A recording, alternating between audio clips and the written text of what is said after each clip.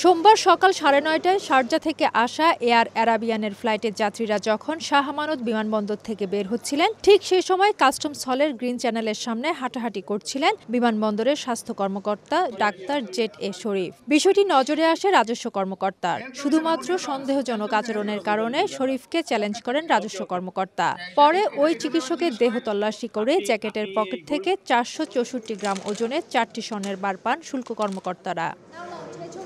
ওই চিকিৎসক জিজ্ঞাসাবাদে স্বীকার করেন চোরাচালানের উদ্দেশ্যে শারজা থেকে আসা মোহাম্মদ আলাউদ্দিন নামে এক যাত্রীর কাছ থেকে স্বর্ণের বারগুলো নেন তিনি। স্বর্ণ পাচারের ক্যারিয়ার হিসেবে কাজ করা আলাউদ্দিন বলেন, চিকিৎসক তার আত্মীয় এবং সেই সূত্রে এই চালানটি বিমানবন্দর পার করে দেওয়ার কথা ছিল তার। আমার সাথে যোগাযোগ করে তো মালটা আনা হয়েছে। মালটা আমরা তো অরিজিনাল ব্যবসায়িক না, টাকার বিনিময় না, এটা আত্মীয়তার মাধ্যমে হয়েছে।